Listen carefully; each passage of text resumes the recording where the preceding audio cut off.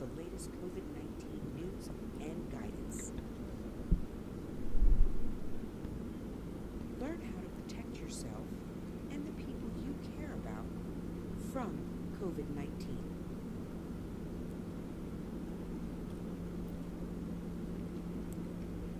Hello, everyone. I'm Sign1News anchor Vanessa Paloma-Bazarnik. Here's a quick look at the top trending international news stories in ISL making headlines today. If you post an interesting comment about this update, we may add it at the bottom of the screen. Ukrainian President Volodymyr Zelensky attended an Arab League summit in Saudi Arabia.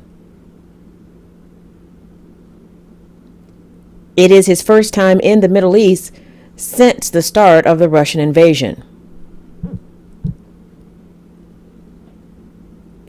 Officials say the goal of the trip is to strengthen bilateral relations and ties between Ukraine and the Arab world. He outlined the Ukrainian peace formula, which demands the withdrawal of Russian forces from all parts of Ukraine, including Crimea. Zelensky brought the leader of the Crimean Tatar people with him on the trip to discuss ways to protect the Muslim community in Ukraine.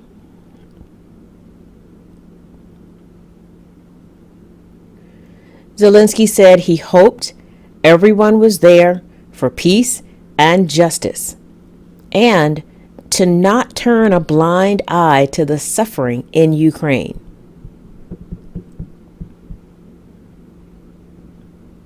Drastic weather change is having deadly consequences in northern Italy. Officials say dozens of people have been killed due to severe rains causing heavy flooding in the Emilia-Romagna area.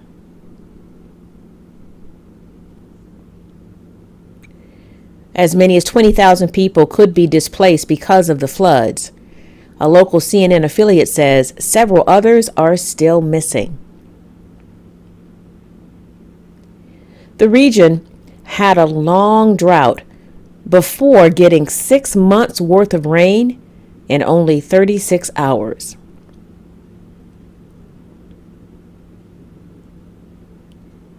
More than 20 rivers and streams burst their banks.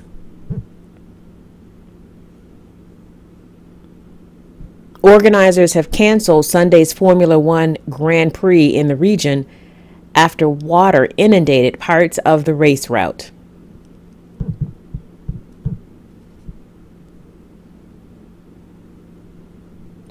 Colombian armed forces have spent more than 2 weeks searching for survivors of a plane crash in the Amazon jungle.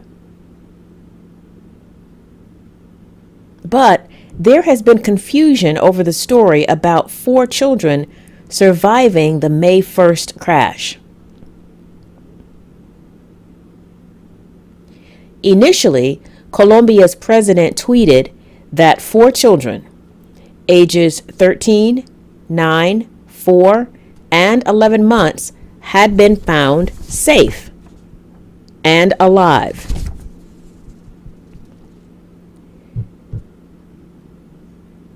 And that search teams found the children in a small encampment where they had made a simple shelter.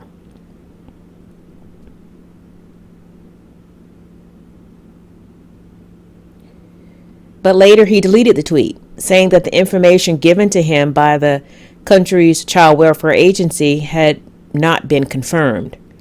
Authorities say they believe the children will be found alive. They're just waiting for proof.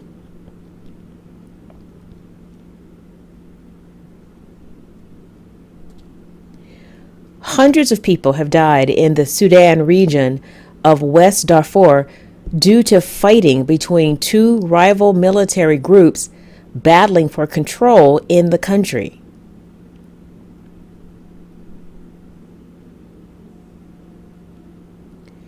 Satellite images show the devastation of burned schools, government buildings, and market areas.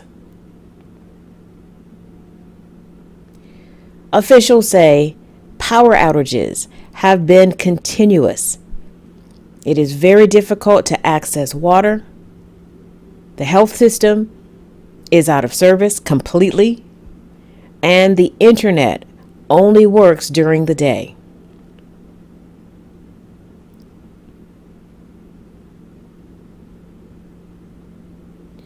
An estimated 100,000 people have had to flee their homes because of the relentless violence and their settlements being burned to the ground.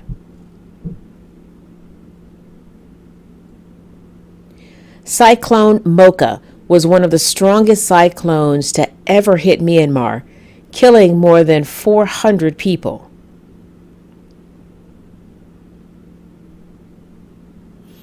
Temporary shelters in Rohingya refugee camps have been destroyed, and entire villages have been wiped out, according to witnesses. CNN spoke to local residents who saw their homes and loved ones swept away in the storms. Those who survived are trying to salvage anything left of their homes and bury those who died. Myanmar government officials promised aid from the military. But instead of helping, international aid organizations say the military junta is restricting access to the disaster zone.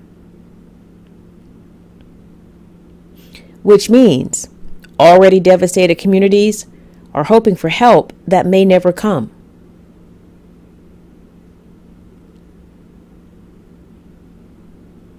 Women in Ukraine are now doing the jobs many Ukrainian men had to abandon when they were called into military service.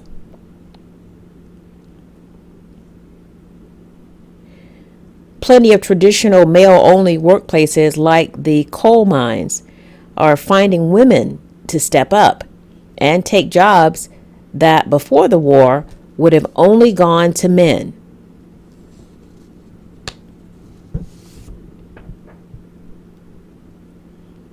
The women are making more money than before the war, and they want to keep their jobs when the war is over.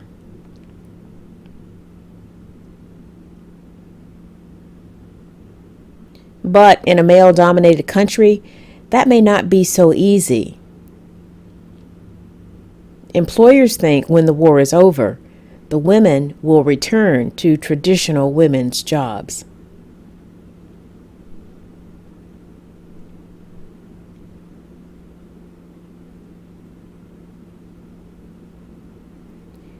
A Nigerian chef cooked non-stop for 100 hours in an attempt to set a world record.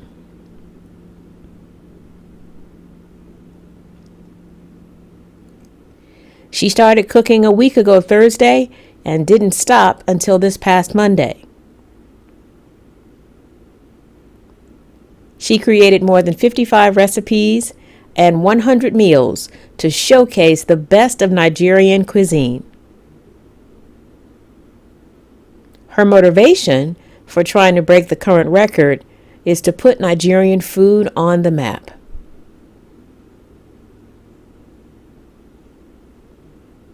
She danced and waved at supporters throughout the marathon kitchen session.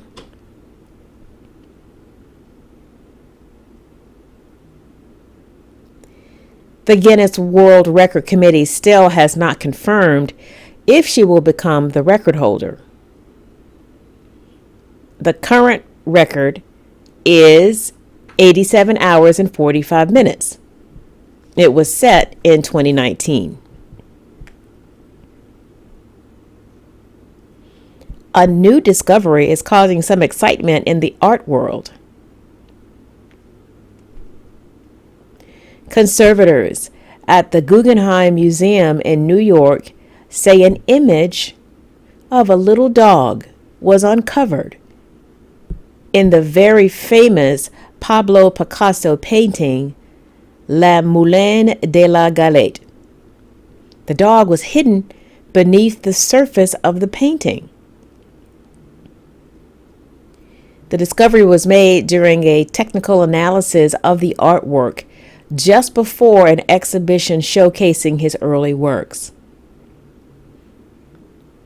Art experts say they are not sure why Picasso chose to remove the dog from the painting, but they guessed it might have been too distracting. Wow. Sign1News will be broadcasting international news updates in ISL every Sunday. A big thank you to our Sign1News app supporters. You help make this broadcast happen. You can download the Sign1News app by heading to the App Store or Google Play Store on your smartphone.